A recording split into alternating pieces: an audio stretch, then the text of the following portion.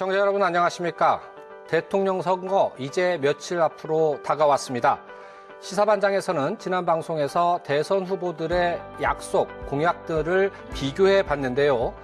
약속은 무엇보다도 그 실천, 실행이 중요하죠.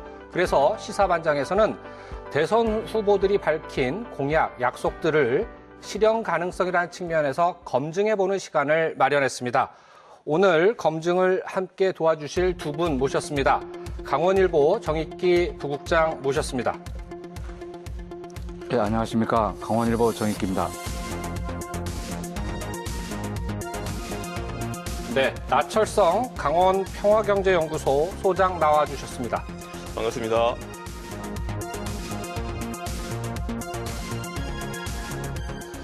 예, 두 분 반갑습니다. 오늘 앞에서 말씀드린 것처럼 두 분께서는 세 분의 대선 후보가 밝힌 강원도와의 약속, 그 실현 가능성 어떨지 검증을 해주시면 되는데요. 자, 첫 번째 우리가 검증해 볼 공약, 약속은 뭐냐면, 비슷해 보이지만 각자 다른 후보들의 공약, 약속 무엇인가, 그거를 하나하나 짚어볼 겁니다. 먼저 살펴볼 거는요. 강원특별자치도와 관련된 약속입니다. 이재명 후보는 평화를 강조했고요. 윤석열 후보는 경제를 강조했습니다. 또 심상정 후보는 평화와 경제를 모두 강조했습니다. 세 후보 모두가 제시한 강원특별자치도 공약 실현 가능성 측면에서 어떻게 평가하시는지요? 어느 분부터 시작하실까요? 네, 제가 먼저 말씀드릴까요? 네. 그 앞에서 말씀하신 것처럼 대선 후보들이 일제히 이제 강원도 특별자치도를 1번 공약으로 내놓고 있는데요. 그 이재명 후보 같은 경우는 강원도를 남북 평화 시대를 선도하는 지역으로 육성하는 게 주요 목적이다. 또 평화경제특별구역을 지정해서 남북 왕래와 교역의 절차를 간소화해서 남북 경제협력, 공동자원개발을 지속 추진하겠다고 밝혔습니다. 또 윤석열 국민의힘 후보는 강원도를 내륙 최초의 특별자치도를 위한 최적지로 보고 자치권을 고도화하는 동시에 규제 개혁의 상당 부분을 시장 군수한테 이양 또는 위임해서 중첩된 규제를 완화해 나가겠다는 게 구상입니다. 네. 정의당 심상정 후보는 녹색 공존의 사회라는 국가 비전을 바탕으로 강원도를 녹색 평화경제 특별도로 승격시키겠다고 강조했습니다. 이와 연계한 녹색 평화경제 거점 및 글로벌 녹색 치유지구 육성을 제1, 2 공약으로 삼고 정부의 대대적 투자를 약속했습니다. 근데 보면은 그 강원 특별자치도가 지금 세종시하고 제주도가 지금 하고 있는 걸로 알고 있는데요. 이게 그 주민들한테는 그렇게 피부에 와닿지 않는 것 같습니다. 그래서 평화특별자치도가 어떤 성격인지 또 이게 평화특별자치도가 도입이 되면은 실제 주민들한테 어떤 혜택이 있는지 이런 부분들도 좀 그 공약으로 제시하기 앞서서 좀 충분한 설명이 있었으면 좋겠다고 생각합니다. 우리 후보들 공약만 보면 강원도는 자치도 풍년이 든 것 같습니다. 네. 이 공약이 나온 지가 벌써 이제 한 15년이 넘기 때문에 네. 묻고 묵은 공약이다라고 하는 그런 평가를 했을 것 같은데요. 네. 자치도 예전에 박근혜 후보도 주장을 했었고 또 문재인 후보도 주장을 했었는데 당선이 됐는데 결국 실현하지 못했습니다. 네. 근데 이게 또 전이가 돼가지고 이제는 진화 발전한 것 같습니다. 평화자치도에서 경제자치도, 녹색 평화 경제자치도라고 하는 세 색깔에 있어서의 자치도도 좀 다양화된 측면들이 있는데 좀 내용들을 살펴보자고 한다면 중요한 것들은 이게 기간이 안 됐다고 한다면 안 된 이유가 있지 않겠습니까? 네. 왜 안 됐는가라고 하는 것들을 분석을 해보고 그렇다고 한다면 새로 나온 공약이 아니기 때문에 어떠한 경로와 과정을 거쳐서 이것들을 실현하겠다라고 하는 도민들이 원하는 것들은 비전과 목표가 아니라 경로와 이 현실 가능한 우리에게 어떻게 실문화할 것인가, 언제까지 할 것인가, 어떻게 바뀔 것인가 이런 것들 요구했던 거거든요. 네. 근데 여전히 이 내용들이 빠져 있는 것들이 상당히 아쉽다라고 보고 있는데 특히 그 현재 집권 여당인 민주당 같은 경우는 전체 이제 3분의 2석에 달하는 국회의원석을 가지고 있기 때문에 그리고 문재인 대통령의 제1공약 아니었습니까? 강원도 지난 그 대통령 후보시기에 얼마든지 할 수 있는 힘과 여력 약속이 있었던 것들이죠. 그럼에도 불구하고 이제 되지 않았던 내용들을 보자고 한다면 앞으로도 제가 볼 때는 정권이 새롭게 구성되고 바뀐다고 하더라도 쉽지는 않을 것이다라고 하는 그런 전망을 해보는데 그 이유는 뭐냐고 한다면 지금 그 민주당 이 대전안 강원도 선대위에서 얼마 전에 토론회도 교체하고 그랬었는데 네. 그런 힘을 바탕으로 해가지고 2월 9일 날 국회에서 이 평화저치도 관련된 입법 공청회가 최초로 열렸습니다. 네. 그런데 내용인지 보자고 한다면 다수를 점하고 있는 여당이든 야당이든지 간에 결코 탐탁지 않은 모습들을 보이는 관계로 해서 지역 언론에서는 역시나 험로가 예상된다라고 하는 이런 워딩을 좀 뽑았던 것들인데요. 네. 민주당 박완주 정책위 의장으로 계시죠. 천안 출신 국회의원인데요. 그분이 뭐냐고 한다면 이번 그 공청회 과정에서 제기를 했던 게 이렇게 될 경우에는 각 지역마다 특별자치도를 요구할 텐데 지역의 형평성 문제에 대해서 강원도가 준비하고 있는 보관은 무엇이냐라고 네. 하는 질문이 이어졌던 것이고 우리 정 국장님이 말씀하셨던 그대로 그렇다고 한다면 강원도가 이것들을 통해 가지고 이루고자 하는 목표와 내용 어떻게 그렇다고 한다면 변하는 것인가라고 하는 디자인이 정확히 되어 있지 않기 때문에 설득력이 좀 떨어지는 것들 아니냐라고 하는 지적이 있었던 것들이거든요. 이게 여당 정치위 의장이 지적을 한 것이고 또 야당 의원들 같은 경우도 동일한 그러한 지적이 있으면서 실제 입법 청문회가 그리 성공적으로 개최되지 못한 이러한 결과들을 좀 나왔기 때문에 앞으로 역시도 이러한 그 네이밍 중심으로 평화자치도 물론 경제자치도 마찬가지입니다.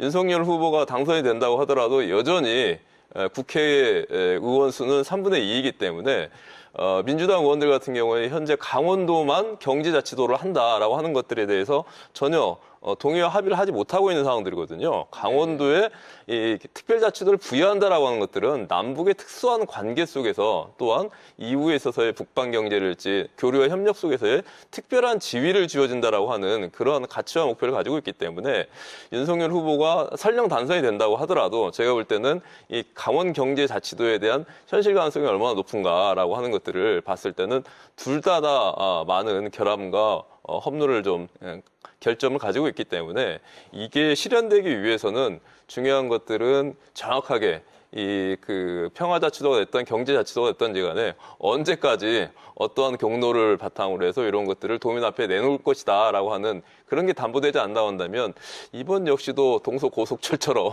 다시 선거 지나고 나면 고만이 될 수 있는 그런 우려가 좀 크다. 그렇기 때문에 여기에 대한 방비가 특별하게 좀 필요하다. 이렇게 좀 말씀드리고 싶습니다. 지난 시간 방송에서 보다 보니까요, 이런 말씀들이 나왔어요. 지난 방송에 출연진 분들이 각 정당의 이제 도의회 원내대표 하시는 분, 또 대변인 이분이 참석을 하셨는데, 강원도 공약의 경우에는 말하자면 중앙당 차원에서 개발을 하는 것이 아니라 도당에서 만들어서 중앙당의 대선 후보의 공약으로 내세우는 것들이 일반적이다. 이런 얘기를 하셨단 말이죠. 그렇다면 이 공약이 이렇게 해묵은 공약이 되살아나오고 또 실행 가능성이 안 보이는 공약이 다시 던져지는 이유는 이 지역 정치에서 그만큼 열의를 가지고 새로운 공약 만들어내는 역량의 한계를 보인 것이다라고 하는 지적 평가도 있을 수 있는 것 같은데 사회자의 지적이 예. 가장 정확하고 적합하다고 보고 있습니다. 네. 실제 게으름인 것이죠. 정말로 강원도에 있어서의 현재 나서는 문제들이 얼마나 많습니까? 특히 포스트 평창 이후에 강원도를 어떻게 개조할 것인가.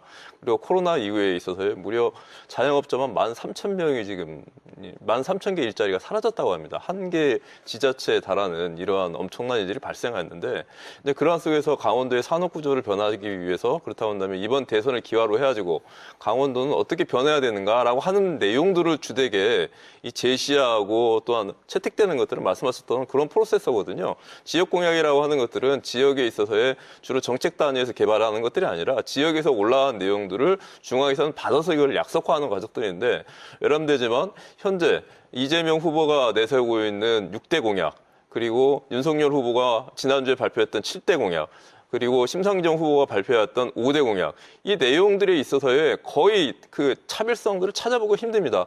심지어는 이름만 가려놓는다고 한다면 이게 누구 공약인지 구분이 되지 않거든요.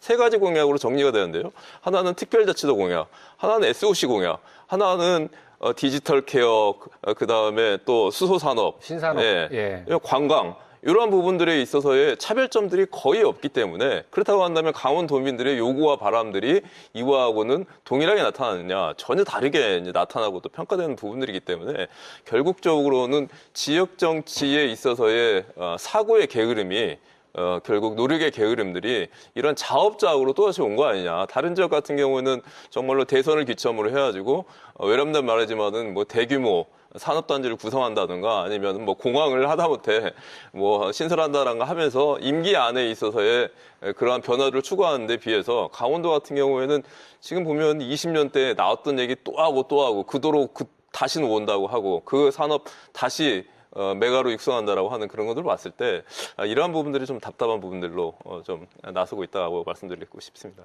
나 소장님 말씀에 제가 한 마디 더 덧붙인다면 네. 2년 전 그 총선 앞두고 나 소장님과 제가 또 여기서 예. 토론을 한 적이 있었는데 그때도 문제가 뭐냐면 강원도 도민들이 결국은 제 목소리를 못 내기 때문에 정치권에서도 이를 이제 받아들이지 않는다 이런 이야기를 했었던 기억이 나는데요. 결국은 이제 그 유권자들이 요구를 자기들의 어떤 정당한 권리를 요구하고 그렇게 해야지 이런 문제가 해결될 수 있다고 그런 생각이 지금 듭니다. 그러면 이제 두 번째 공약에 대해서 검증을 한번 해보죠. 자, 세 후보 모두 관광산업 활성화라고 하는 공약을 제시를 했습니다. 이 후보들의 공약, 이거는 두 번째 공약인 이 공약은 과연 얼마나 실현 가능한 공약이라고 평가를 하시는지요? 예. 어느 분 먼저 하시겠습니까? 제가 먼저 할까요? 예.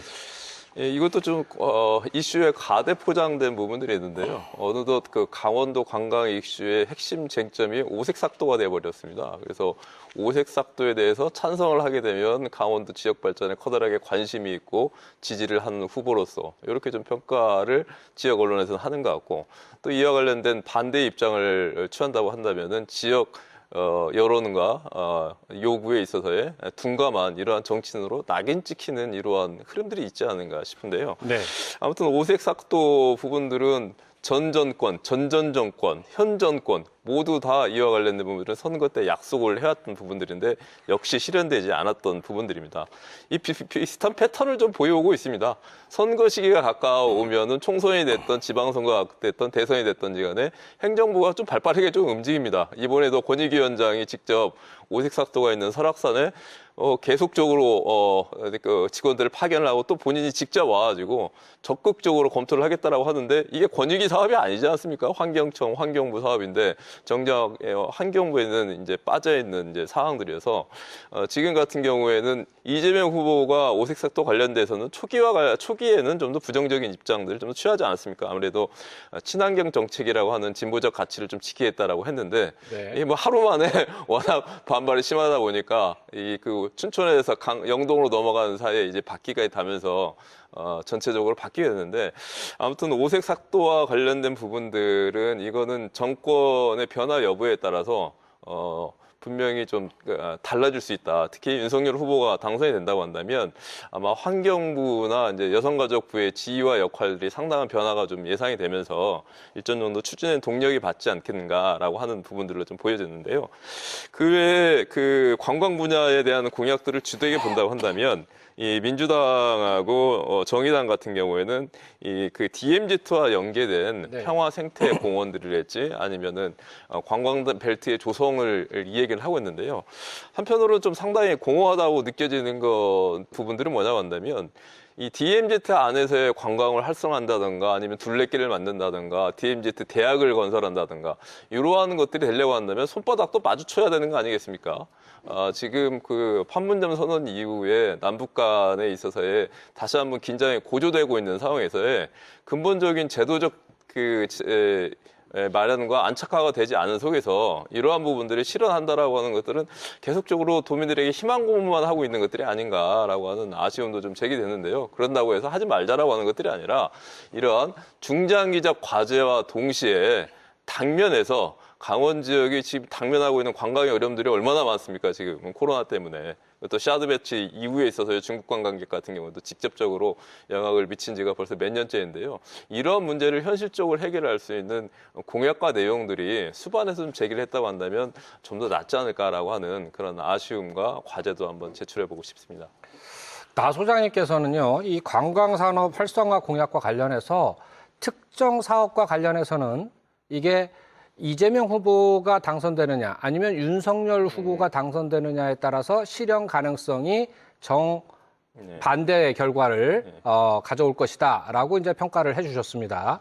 그게 뭐 바람직한지 아닌지에 관한 이야기는 이제 차치하더라도 일단 그렇게 평가를 해주셨고 나머지 관광 산업에 대해서는 이게 조금 더 현실성 있는 더 거대한 전제 조건 많이 붙어 있는 이런 관광 산업 활성화 얘기는 필요 없는 거 아니겠느냐. 좀 현실적인 얘기를 꺼내야 되는데 그 평가는 역시 실현 가능성은 낮다 이렇게 보시는 거죠? 실현 가능성이 낮다는 게 아니라 예. 그 공약을 살펴본다고 하더라도 예. 관광 활성화에 대한 구체 내용과 사업 네임이 뭐 들어가 있는 게 없습니다. 네. 엄격한 평가를 해주셨고요. 예. 정 국장님 어떻게 보십니까? 네, 앞에서 말씀하셨지만은 그 정부의 환경 정책이 어떤 정부가 들어서느냐에 따라서 뭐 그 아까 예로 말씀하신 오색 케이블카 같은 경우도 찬성을 했다가 또 정권이 바뀌니까 반대를 하고 그런 경우 왕왕 있는데요. 그 정부가 좀 그 뚜렷한 입장을 갖고 진짜 국민들한테 그 혜택이 돌아갈 수 있는 그런 걸 좀 했으면 좋겠고요. 그 지금 그 오색 케이블카 같은 경우도 지금 지지하는 단체에서는 강원도에 뭐 산재한 그 송전탑은 괜찮고 케이블카는 안 되냐 뭐 이런 논리도 제시를 하고 있고요. 속초를 예로 들면 이제 그 영랑호수에 이제 속초시에서 이제 그 생태 탐방로 조성 사업 일환으로 이제 영랑호수 윗길이라고 이제 그걸 조성을 했는데 그 지금 현재 지금 한 두세 달 정도 됐는데 개통한 지 두세 달 정도 한 20만 명이 왔다 갔는데 아직까지도 이제 일부 환경단체에서는 그걸 이제 철거하라고 이제 시위를 하고 있고 환경이 또 미묘한 문제긴 합니다만은 어떤 정부가 중심을 잡고 이게 과연 국민 대다수의 어떤 행복 추구권을 수용할 수 있는지 그런 걸 좀 염두에 두고 했으면 좋겠고요. 그리고 또 관광 산업 같은 경우도 정부는 늘 어떤 정권이든지 강원도가 이제 국민 여가지대라든가 뭐 녹색 청정지대라고 이야기하는 그런 선언적인 말만 하지 말고 구체적으로 강원도 관광 산업을 어떤 식으로 발전시킬 것인가. 지금 뭐 일부 정의당에서는 주 4일 근무제 도입도 주장하고 있는데 네. 거기에 맞춰서 강원도를 어떤 자연 환경을 보존하면서 국민들 어떤 여가라든가 관광을 이렇게 그 산업 활성화를 깨할 수 있는 그런 공약을 내놨으면 좋겠습니다. 자, 이번에는 세 번째 공약에 대해서 검증을 해보죠. 세 번째 공약, 뭐냐면 에너지 관련 공약입니다. 근데 이 공약에서는요, 새 후보의 약속이 다소간 차이를 보입니다. 그렇기 때문에 이 새 후보의 공약이 각각 어떠한 공약인데 그 공약에 대해서는 실현 가능성이 어떻다 이런 식으로 좀 말씀을 해주셨으면 좋을 것 같아요. 그래서 이번 에너지 관련 공약에 대한 평가 검증 이 부분은 두 분 중에 어느 분이 시작을 하실까요? 예, 제가 나 소장님께서 말씀드리겠습니다. 에너지 관련된 부분들은 아무튼 지구적 대전환의 시대적 과제인 것이고 이 문제를 해결하지 않나 한다면 인류가 닥친 문제이기 때문에 엄격히 보자고 한다면 이번 대선에서 가장 핵심 이슈가 되고 그 공방이 되면서 앞으로 있을 2050 탄소 중립까지의 절차와 과정 등 사회적 비용 등에 대한 합의들을 이뤘으면 했으면 참 좋겠다라고 하는 그런 바람도 있었는데 뭐 전혀 되고 있지 않고 있죠. 새 후보의 공약 속에 다 담겨 있지 않다 이런 말씀이신가요? 그러니까 그 전체 선거의 이슈 중에 부각되지 않고 있다라고 하는 것들이고 공약 중에는 다 담겨져 있습니다. 네. 공통점으로 보자고 한다면 새 후보다 강원도의 북한에서 보자고 한다면 탄소 중립 지구, 탄소 중립 특구를 강원도에 구성을 하겠다라고 하는 그런 공통 공약을 얘기를 하고 있는데요. 네. 한편으로 보자고 한다면 기존에 있어서의 보수적인 시각을 추구했던 국민의힘 같은 경우에도 강원도 같은 경우에 재생에너지 정책과 관련된 부분들이었지 탄소 중립 지구와 특구를 건설하겠다라고 하는 부분들 같은 경우에는 일일 진보한 분명히 이 시대를 반영한 공약이다라고 하는 것들을 살펴볼 수 있겠습니다. 네. 이제 그런 속에서 아무래도 이 공약 관련돼서 가장 그래도 이 선두주자는 이 정의당이 될 것 같은데요. 네. 정의당 같은 경우에는 매우 구체 공약이죠. 강원도에 국립재생연구원을 설치하겠다라고 하는 공약들까지 내세우고 있으니까요. 네. 여기에 비해서 민주당 같은 경우에는 구체적으로 이 재생 관련된 그 강원도의 에너지 클러스터를 구축을 해가지고 태백과 정선 일대가 대표적으로 우리나라의 소백산맥의 허파 지역 아닙니까? 그렇기 네. 때문에 이 일대에 이와 관련된 이 산업 자원, 탄소 중립을 넘어가지고 기업 단지까지 구성하겠다라고 하는 공약들을 제시하고 있는 부분들 같은 경우에는 상당히 좀 긍정적인 측면이고 눈여겨봐야 될 것들이고 문제는 강원도의 그 정치력과 이 힘을 바탕으로 해서 탄소 중립 특구 이 이름만 있는 거거든요 현재. 네. 그 내용이 구체적으로 어떠한 상고 어떤 모델로 하고 있는가까지 질문도 질의도 내용도 지금 진척된 부분들이 없기 때문에 우리 도민들도 그러면 탄소 중립 특구가 되고 탄소 중립 지구가 된다고 한다면 도대체 어디에다 무엇을 어떻게 한다는 거야라고 하는 그러한 상들에 대한 내용에 대한 합의가 되지 않기 때문에 이 부분들 같은 경우에는 아무튼 대선 시기인 만큼 적극적으로 우리 노력을 바탕으로 해가지고 끄집어내는 과정들이 앞으로 몇 달 안 남은 지방선거에서 특히 이슈화될 필요가 있지 않겠느냐 이렇게 좀 공약에 대해서 한번 살펴보도록 할게요. 이거는 뭐냐면요. 안보 관련 공약과 관련됐다고 보입니다. 그리고 이게 강원도 공약이다라고만은 한정 지을 수는 없는 한계도 있지만 지난번 우리 방송에서 이 문제 가지고 더불어민주당의 원내대표와 도의회 원내대표와 국민의힘의 도의회 원내대표 간에 설전이 오갔었죠. 바로 그 문제입니다.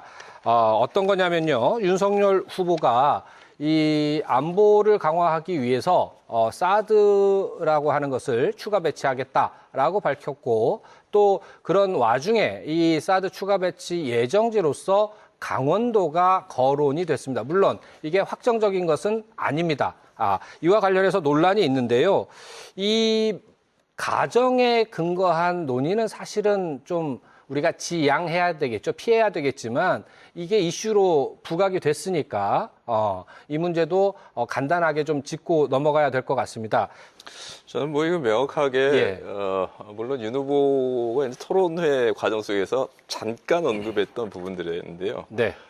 이거 분명히 실언이라고 좀 보고 있는데 물론 그 어느 부분이 실언이라고 보시는 거죠? 그래요. 샤드 배치를 예. 경기도와 강원도 이런 예. 이제 배치를 할 수 그 있다라고 부분 하는 위치에 관한 그렇죠. 예. 그 부분들 같은 경우에는 뭐 이렇게 자신의 이제 생각들을 그냥 이제 이렇게 속칭 이제 뱉었던 것 같은데 네. 그 아무튼 이면에 본다고 한다면 사드를 강화해야 되는 이러한 것들은 담겨져 있지 않은가라고 보고 있는데요.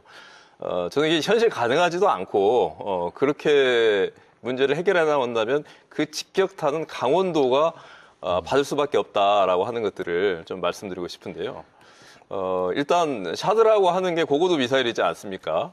그런데 지금 수도권하고 강원 지역 같은 경우는 현재 북한하고 대치선이 되어 있는 게 40km에서 50km 선인데요. 여기 같은 경우에는 이 탄도미사일이랄지 아니면 스쿼드 미사일을 통해 가지고 이렇게 곡선으로 올라오는 것들이 아니라 그냥 그 휴전선 일대에서 방사정포나 장사정포로 쏘게 될 경우에는 한 시간에 많게는 25,000발, 작게는 10,000발이 우르르 쏟아져 나오는데 그 무슨 사드를 가지고 맞추겠다라고 하는 것 자체가 그것들은 국방부 장관이 언급했던 것처럼 그것들은 현실 가능한 부분들이 아니다라고 하는 것들을 먼저 말씀드릴 것 같고. 예, 아니 잠깐만요. 그러면 네. 안보 정책과 관련해서 북한에서 올해 들어가지고 계속 중장거리 미사일을 발사하는 실험을 하니까 그와 관련해서 윤석열 후보가 안보를 강화하기 위해서 사드를 추가 배치하겠다라고 밝힌 거 아니겠습니까? 그런데 그렇다고 하면 이게 안보 관련 공약이다라고 평가를 우리가 분류를 했는데 이게 안보 관련 공약이 될 수 없다 이렇게 보시는 건가요? 뭐 현실 가능하지 않고요. 제 안보를 더욱더 현재 시기에서의 국방력을 강화해야 되고 또한 자유력들을 강화시켜야 되는데 그러한 현실적 방법으로서의 샤드에 있어서의 경기와 강원 일대의 배치들이 현실성이 떨어질 뿐만 아니라 적합하지 않다라고 하는 저 개인적인 판단인 것이고 예. 두 번째 말씀드리고 싶은 건 뭐냐고 한다면 현재 강원도의 이 전쟁으로 인한 또 긴장으로 인한 그 피해라고 하는 것들은 뭐 막대하지 않습니까? 고성 같은 경우에는 현재 금강산 관광이 중단되면서 국회의원 그 보고자료에 된다고 하더라도 무려 2008년도 이후에 2조 원에 달하는 현재 그 이제 피해를 얻고 있는 거고. 경제적 손실이 그 정도로 그렇습니다. 추정된다는 거죠? 예, 그렇습니다.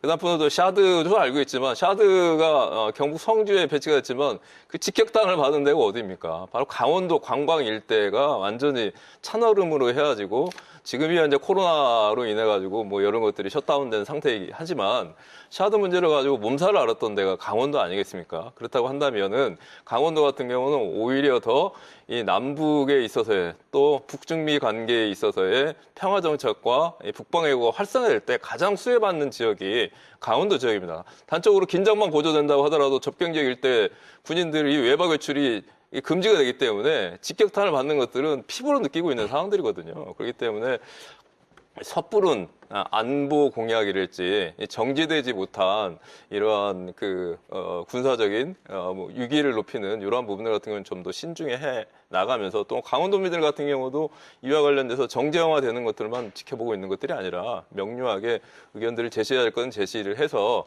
안보를 넘어서 더 이상 안보를 넘어서 이제는 이제 평화 협력 시대를 강원도민들이 정말로 어떻게 설계할 것인가라고 하는 요구도 적극화될 필요가 있다.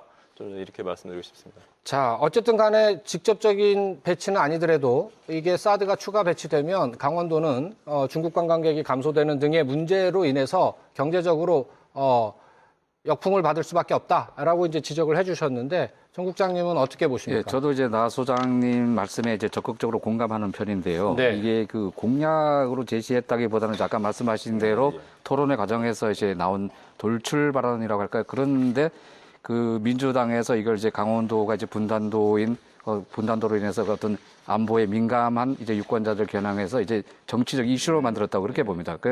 그러면 이제 또 국민의힘 쪽에서는 그걸 이제 실수다 하고 이렇게 이제 뭐 사과를 한다든가 이렇게 해서 넘어갈 수도 있는데 또 반대로 또 그 안보 논리로 해서 유권자들 어떤 표를 흡수하기 위해서 왜 이렇게 최선의 방어는 최대의 공격이 아니냐 뭐 이런 논리로 하는데 그 경북 성주 같은 경우도 아직도 그 사드 문제가 현재 진행형으로 되고 있지 않습니까? 그 평화로 가야지 계속 우리 강원도가 자꾸 말씀드리지만 분단도는데 자꾸 안보가 되면은 경제가 타격을 입고 관광객도 안 오고 하니까 결국 손해는 강원도만 보는 거죠. 제가 이제 그 90년대 말 2000년대 초에서 이제 동해시에서 북한 이제 금강산 관광 다닐 때 저기 있었는데 네. 그때도 서해안 포격을 북한에서 할 때도 금강산 관광사는 다녔거든요. 그러니까 평화와 안보는 지금 상황에서는 같이 공존을 해야지 따로따로 갈 수 있다고는 생각하지 않습니다. 하여튼 특히 이제 강원도 같은 경우는 아까 자꾸 강조를 드립니다만은 그 안보 논리에 치우치지 말고 네. 그 경제가 또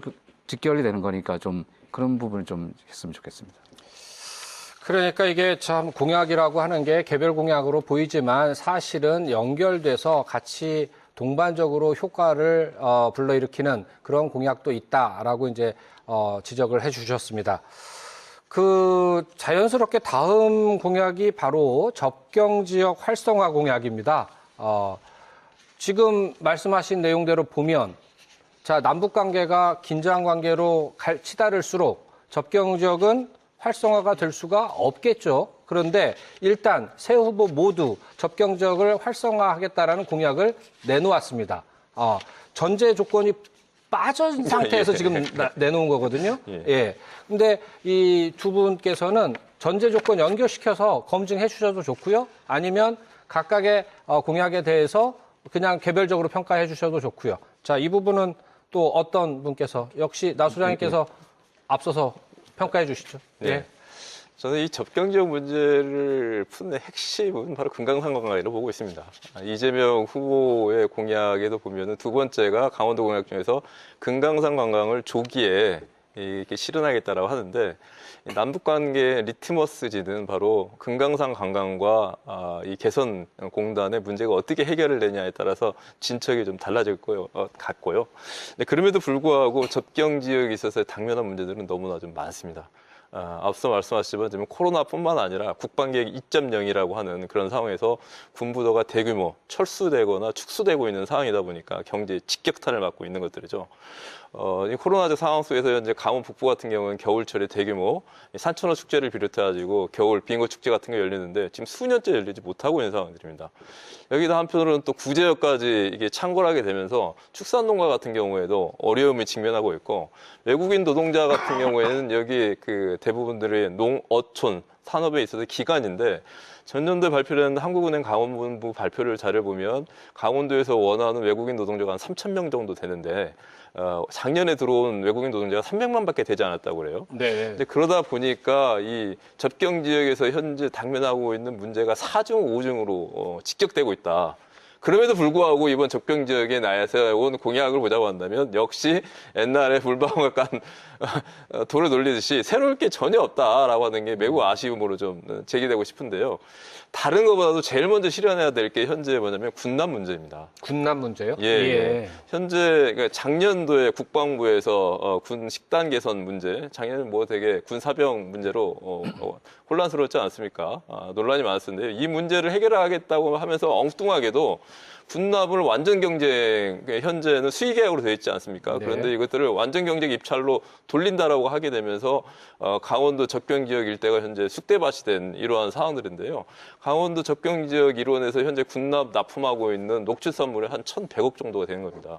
그런데 현재 상태에서 완전 경쟁 상태로 논다고 한다면은 이건 뭐 대기업이랄지 외국 유통 자본들이 가져갈 수밖에 없는 부분들이기 때문에 지금 수개월째 현재 집회를 하고 있고 그러면서 이 대선 시기가 돼서 그런지 현재 국방부에서 내온 것들은 완전 경쟁 입찰로 가되 대신에 뭐냐면 경쟁 입찰을 하는데 1순위를 접경 지역에 먼저 인센티브를 좀 주고 두 번째는 강원도, 세 번째는 나머지 지역으로 확장을 시키겠다라고 하는 진전된 안을 내오긴 했지만 여전히 접경 지역 같은 경우에는 그렇게 될 경우에는 우리는 다시 경기도 이 접경 지역 그 군납 그 농가들하고 경쟁을 해야 되는 상황들이고 또한 앞으로 강원도 농어촌이 가지고 있는 영세성 때문에 더욱더 어려움이 가중될 수 있기 때문에 현 상태의 군납 수의 계약을 유지해달라라고 하는 이런 정당한 요구가 있거든요. 정당한 요구라고 하는 것들은 뭐냐면 수십 년 동안 정말로 이 피해받았던 농민들과 원민들에 대한 최소한의 국가적 그러한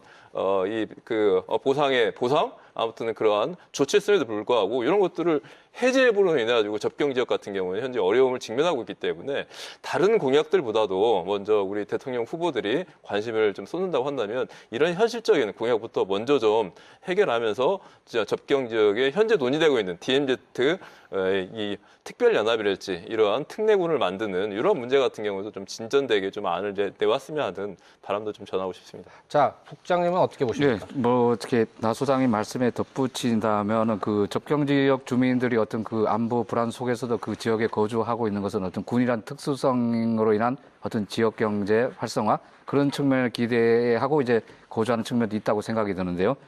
그 급식 불량 문제를 이제 그 근본적인 문제를 개선을 해야 되는데 그걸 이제 원인을 군납 문제 때문에 이렇게 돌려서 이렇게 경쟁 입찰을 하다 보니까 아까도 말씀하셨습니다만 이제 강원도에서 그 접경 지역산 농축산물을 우선적으로 좀 공급 방안을 마련해달라고 이제 국방부 요구를 해서 국방부가 이제 그 접경 지역 특수성과 그 농업 기반 유지를 위해서 이제 아까 말씀하신 대로 그동안 이제 지역산, 국내산 이 순위를 이제 강원도산, 국내산으로 이제 우선순위를 변경하겠다고 해서 그나마 이제 좀 다행인데 근데 이런 어떤 말씀하신 대로 또 어떤 접경 지역 주민들이 가장 피부에 와닿는 어떤 경제적인 문제가 네. 3당 모두 공약이 없어요. 그냥 맞습니다. 뭐 막연하게 접경 지원 특별법을 개정을 하겠다든가 뭐 그 부분에 뭐 산업단지 같은 걸 만들겠다니 좀 자꾸 이제 중복이 되는 말씀입니다만 구체적이고 어떤 현실에 기반한 공약이 돼야 되는데 어떤 선언적인 의미 이런 공약이 자꾸 있어서 각 3당에 대해서 다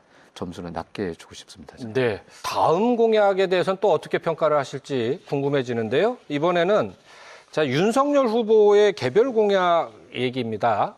앞에서 접경 지역 활성화 공약 이거 3당이 내놓은 공약이라고 했는데 약간 정정하겠습니다. 이거는 이재명 후보만 구체적인 계획을 내세웠기 때문에 이재명 후보의 개별 공약에 대한 검증으로 우리가 논했어야 되는데 그거 세 후보의 모두 공약으로 지금 평가를 했지만 어쨌든 간에 그 내용에 대한 평가는 이루어졌고요. 그다음에 이제 윤석열 후보만 내세운 공약이 있는데요. 뭐냐면 기후 변화에 대응해서 고부가가치 농림수산업 관련 공약을 내놓았어요. 이 공약 실현 가능성 또 얼마나 적절한 건지 필요성이 있는 건지 검증해 보시죠. 이번에도 나 소장님께서 먼저 시작을 하실까요? 예. 아무튼 문제 의식과 관련돼서는 되게 눈에 띄었습니다. 네. 이 기후 변화와 관련돼서 특히 농임수산업과 관련된 활성화 이 부분들을 제출하고 있는 후보 단위에서는 이게 눈에 보이지는 않더라고요. 네. 대부분들이 앞서 말씀드렸지만 연구원을 개원을 한다. 아니게 될 경우에는 이제 기업 클러스터를 통해 가지고 주민소득을 높이겠다, 일자리를 창출하겠다라고 하는 부분들이었는데요. 그런데 강원도가 가지고 있는 기후 변화의 가장 커다란 특징들은 바로 이 산림자원 아니겠습니까? 네. 이 탄소를 흡수할 수 있는 이런 보존할 수 있는 천혜의 그런 강점들을 어떻게 우리가 자원화하고 소득화할 것인가라고 하는 부분들. 또 뭐 잘 아시겠지만은 현재 기후변화 이 얘기를 하면서 뭐 사과 재배단지, 인삼 재배단지를 비롯해서 모든 한계선이 높아지고 있다라고 얘기를 하고 있고, 특히 우리 그 동해안 어촌민들을 만나보면 그러지 않습니까? 지금 뭐 동해안에서 잡히는 이러한 어류들이 난대성 어류들이 그렇죠. 어종이 많이 바뀌었죠. 네. 또 오징어 같은 경우에는 뭐 정말 구경하기도 힘들 때도 있다라고 네. 하는 말씀하셨는데요. 이러한 부분들에 대한 국가적 차원에서 종합적인 대책과 계획들이 현재 수립되지 않고 있고, 저희 같은 경우에는 특히 행정 단위에서 구체화돼서 실현되는 모습들이 부재한 내용들이거든요. 이러한 공약 같은 경우 참 좋다라고 생각을 하게 좀 되는데요. 이제 그럼에도 불구하고 이제 우리가 해야 될 내용들은 여기에 대한 구체성들은 아직까지 제가 볼 때는 이제 아이디어 차원이지 않은가라고 하는 파악이 좀 되기 때문에 적극적으로 이와 관련된 가장 실수요와 앞으로 요구사항을 가지고 잘 알고 있는 우리 도민들이 적극 나서서 이 기후변화 시기에 농산 어촌에 있어서의 산업들을 실제 연결시켜가지고 소득화할지 이 부분 같은 경우는 더 보충을 해본다고 한다면 또 다른 섹터가 좀 마련되지 않을까 이렇게 좀 예상할 수 있겠습니다. 국장님께서는 어떻게 보시나요? 나 소장님이 예. 이제 많은 말씀을 주셨기 때문에 저는 이제 간단하게 덧붙인다면 그 고랭지 강원도 이제 그 농촌의 이제 주력이 이제 고랭지, 배추, 무 같은 경우 감자 이런 것들도 이제 몇십 년 후면은 강원도에서 재배하기 어렵다고 하는데 그런 부분에 대한 어떤 대안이라고 할까요? 그런 것도 좀 연구하는 그런 것도 제시가 됐으면 좋았겠고, 좀 그런 게 좀 아쉽다 이렇게 생각이 듭니다. 그다음에 이제 심상정 후보의 개별 공약이 하나 있습니다. 이 관광업에 종사하는 비정규직 노동자의 권리 보장 공약인데요. 이 공약 두 분 다 알고 계시죠? 이거 공약 실현 가능성 검증 한번 해보시죠. 이 주 40시간 근무 이게 지금 그 상당한 논의가 좀 진전됐으면 좋았을 것 같은데요. 아무튼 주되게 정의당 후보와 노동계에서 요구하고 있는 것들이 좀 전피장화되지 않아서 아쉬운 부분들이 좀 남아 있습니다. 이게 워낙 첨예하게 좀 갈리고 있습니다, 현재. 아시다시피 우리나라의 노동시간이 OECD 가입 국가 중에서 세 번째로 높다라고 하는 것들은 너무나 잘 알려져 있는 것들이고, 심지어는 이 중대재해법 관련 같은 경우에도 이번에 새로 신설이 되면서 강력한 처벌 조항이 만들어질 정도로 산업재해라고 하는 이 오명, 산업재해 왕국이라고 하는 오명들을 아직까지 세계 10위권에 가지고 있는 경제를 가지고 있는 나라가 해결되지 못하는 상황에서 주 40시간을 통해 가지고 좀 더 노동의 생산성을 높이고 또 인간다운 삶을 영위할 수 있는 부분들로서 우리 경제가 진입할 때가 됐다라고 하는 그런 주장에 대해서는 얼마든지 환영하고 본격적으로 논의할 시기가 됐다라고 생각하고, 아젠다 역시도 상당히 필요한 부분들이라고 보고 있습니다. 이제 그럼에도 불구하고 현재 우리나라의 노동시장의 가장 커다란 문제는 이 양극화, 분절화, 이중 노동시장 문제가 큰 거거든요. 대기업 노동자들하고 공기업 노동자 같은 경우에는 현재 연봉 수준을 보고 또 근로 여건을 본다고 하더라도 정말 세계 어디에 내놓지 않다고 하더라도 이 정말 훌륭한 노동 조건과 근로 조건과 복지 환경들을 가지고 있는 데 비해서 문제는 42시간이 된다고 한다면 40시간이 떨어지게 된다고 한다면 문제는 뭐냐면 우리 사회에 급증하고 있는 비정규직 노동자들, 또 임시직 이런 자들, 파트타임 노동자들, 특수계층 노동자들 같은 경우에는 말 그대로 시간제 계약직 노동자들 아닙니까? 이분들에 대한 보상들이 전혀 되어 있지 않기 때문에 주 52시간제를 실시하고 난 이후에도 노동 현장의 여론조사를 하면 한 여론조사에서 임금 삭감 있는 근로시간 단축이라고 하는 것들은 82%가 무려 반대하는 이러한 노동자 스스로가 뭐냐고 한다면 이 근로시간 단축이라고 하는 것들이 임금 인상을 담보하지 않는 임금 근로조건 후퇴라고 하는 것들은 받을 수 없다라고 하는 것들을 이야기를 하고 있기 때문에 이러한 관련된 내용들을 심상정 후보가 제안하고 있는 것들이 좀 정밀하게 제가 볼 때는 검토해서 제안한 부분들은 아니기 때문에 설령 이러한 부분들이 검토된다고 하더라도 현재 임금 삭감 없는 또 근로조건과 인간다운 삶 보장을 근거로 한 이러한 주 노동시간 단축의 문제는 검토돼야 되지 않나 이렇게 좀 보이고 있습니다. 예, 정 국장님. 예, 거기에 추가해서 지금 뭐 하루가 멀다하게 이제 멀다고 이제 산업 현장에서 이제 사망 사고가 발생하고 있는데요. 그 보면 대부분 이제 그 위험의 외주화라 해서 위험한 현장에는 이제 정규직에 투입되지 않고 비정규직이 투입되는 그런 현상인데 그런 부분도 어떤 공약에 좀 포함을 시켰더라면 더 좋지 않았을까 이렇게 생각됩니다. 그 지역의 가장 핫한 이슈하고 연결돼 있는 공약 관련해서 한번 검증해 보도록 하겠습니다. 바로 폐광 지역의 경제 활성화 공약입니다. 세 후보 모두 비슷한 약속을 했습니다. 그런데 어느 후보의 약속이 조금 더 믿을 만한지 검증해 보겠습니다. 역시 나 소장님 먼저 시작하시죠. 예. 제가 볼 때는 그 폐광 지역 활성화에 대한 부분들 같은 경우에는 이미 내용이 다 담겨져 있는 것 같습니다. 그리고 또 지역 국회의원들의 노력들도 컸던 것들이고 또 지자체와 가장 중요한 거는 우리 시민들과 주민들의 역할로 인해 가지고 폐광 지역 같은 경우에는 어쨌든 이건 특별법이 20년 다시 연장이 되는 이런 네. 노력의 성과를 가져왔었는데요. 이건 커다란 진전이라고 보고 있습니다. 이제 문제는 이런 법적과 제도적으로 일정 정도의 안정성을 확보하고 난 이후에 지역에 있어서의 산업을 어떻게 활성화될 것인가라고 하는 부분들 같은 경우에는 여전히 과제로 남는 부분들인데요.